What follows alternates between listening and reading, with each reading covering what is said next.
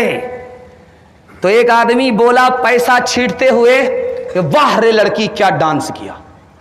बगल का आदमी बोला वो लड़की नहीं है लड़का।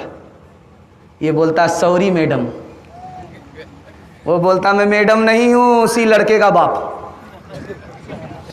घर में बासी भात खाया नहीं गया तो सीधा ससुराल पहुंच गया। सास समझदार थी, आज जरूर दाल में काला है। दामाद कहता है कि सुना है कि मिलता है ससुराल में मजे का खाना। सास खिचड़ी बना रही थी, कहा शर्त ये कि साल में एक बार आओ।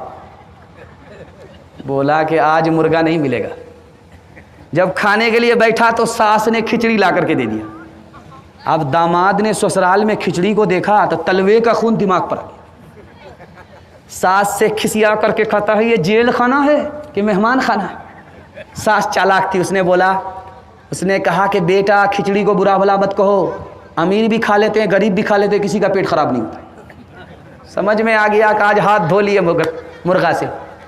लेकिन दामाद ने कहा कि ये रूखी सूखी खिचड़ी कैसे खाई जाएगी, घी तो ला करके दो। बुढ़िया एक नंबर की कंजर थी, कोठी में छुपा करके घी को रखा था। मारे गुस्सा के जब खिसिया करके ढक्कन खोला, सारा घी प्लेट में गिर गया। बुढ़िया को अफसोस हुआ, क्या गुस्सा किया, ये तो सारा घी आज दामाद ही खा लेगा। लेकिन बुढ़िया ने भी कसम खा लिया कि इसको अकेले खाने नहीं देंगे। बुढ़िया ने कहा कि बेटा अकेले खिचड़ी खाओगे बरकत नहीं होगी, साथ में शामिल कर लो बरकत ही बरकत होगी। समझ में आ गया ये अजीब नहीं है, अजूबा है। अकेला खाने नहीं देगी तो कहा आप तो मेरी माँ की तरह हो, खा लो। बुढ़िया ने प्लेट को देखा, दामाद की तरफ घी ज्यादा है, अपनी तरफ कम है। सोचा इसको टानना है किसी तरह से, दिमाग लगा कर।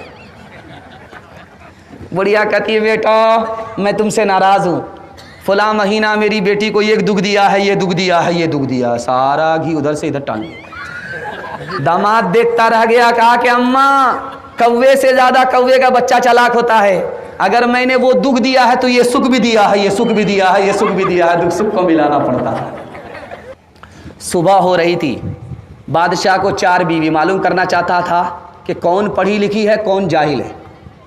तो पहली बीवी के पास आकर के पूछा कि सुबह हो रही, कहाँ हो रही है? कहा कैसे पता चला? कहा मुंह में पान था मज़ा बदल गया। कहा सुबहान अल्लाह, बड़ा खुश हुआ। दूसरी बीवी के पास आकर के पूछा कि सुबह हो रही, कहाँ हो रही है? कहा कैसे पता चला? नाक में नथी ठंडी पड़ गई। बड़ा खुश हुआ, ये भी पढ़ी लिखी है, नफीस है। तीसरी औरत के पास आकर के पूछा कि सुबह हो रही, कहाँ हो रही? कहा कैसे पता चला?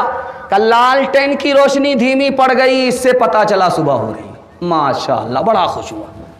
अब आया जाहिल की अम्मा के पास, जो सबसे बड़ी जाहिल थी, जाहिलों की खाला थी। उसके पास आकर के पूछा कि सुबह हो रही है? कहा हो रही है। कहा कैसे पता चला? कहा जैसे रोज़ पता चलता है।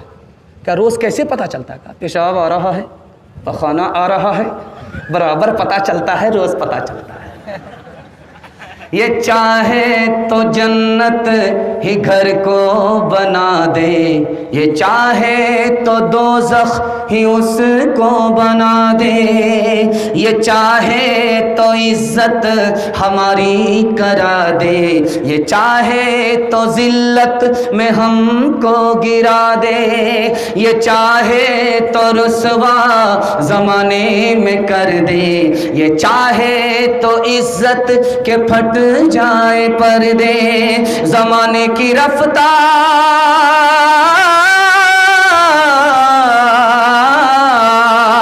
ज़माने की रफ्तार ये कह रही है, सदाचार जानिब से ये आ रही है कि तालीम निस्वा तरक्की का सर है, कि तालीम निस्वा तरक्की का दर है। आखिरी पैगाम औरतों के हवाले से सुना रहा हूं। आपके टूटे फूटे घर में जन्नत जैसा सुकून होगा, कभी झगड़ा नहीं होगा। सुनने के लिए तैयार? हाथ उठाइए इंशाअल्लाह।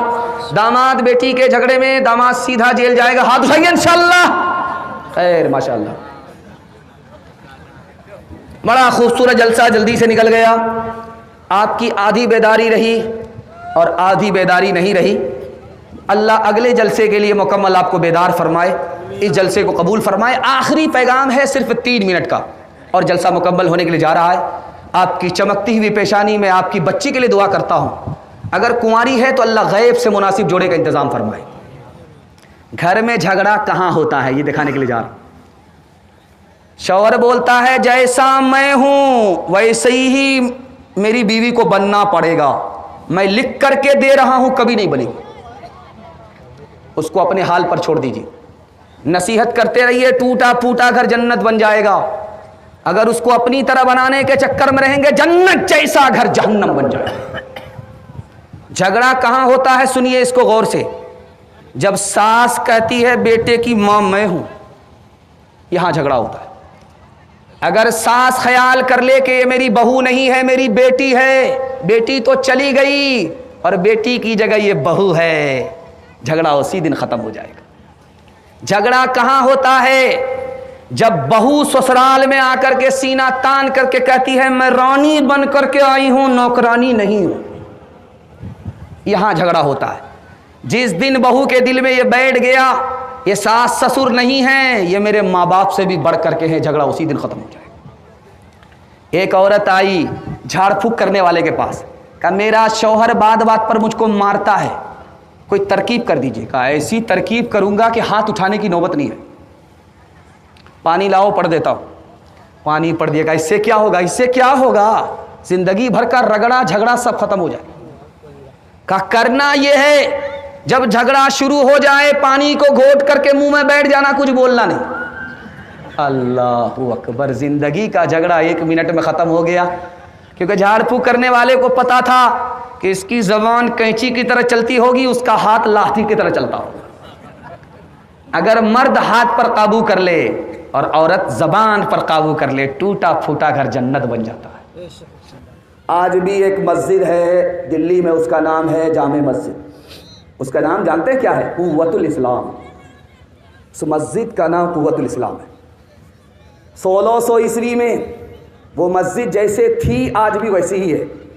उसके गेट पर आज भी भिखारी भीख का कटोरा लेकर के भीख मांगते हैं। लेकिन ये दौर दूसरा है, अंग्रेज का दौर है, मुल्क आज़ाद नहीं हुआ है। वो भिखारी भिखारी नहीं, आशिक रसूल है। अंग्रेज आया उस मस्जिद को देखने के लिए, बटवा गिर गया, सोने का सिक्का अशरफी बटवे में छोड़ करके चला गया। उस भिखारी आशिक रसूल ने उसको हाथ में लिया, उस अंग्रेज को ढूंढना शुरू किया। 4 महीने के बाद मिला। उसने कहा ये तुम्हारी अमानत है, वापस ले लो। अंग्रेज पैसा भी देख रहा, उसका मुंह भी देख रहा है कि भिखारी होकर के पैसा वापस किया है। तुम रांची से आ रहे हो, हाफ पागल हो या फुल पागल हो या पूरा पैदल हो? उस आशिक रसूल का जवाब सुनिए। ओ अंग्रेज, ये तो पूछो कि मैं भिखारी होकर के तुम्हारा पैसा क्यों लौटा रहा हूं।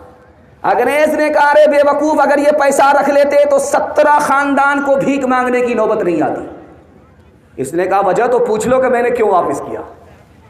मैंने तुम्हारा पैसा इसलिए वापस किया, तुम अंग्रेज हो, हजरत ईसा के उम्मती हो, मैं आशिक रसूल हूं, आखिरी नबी का उम्मती हूं।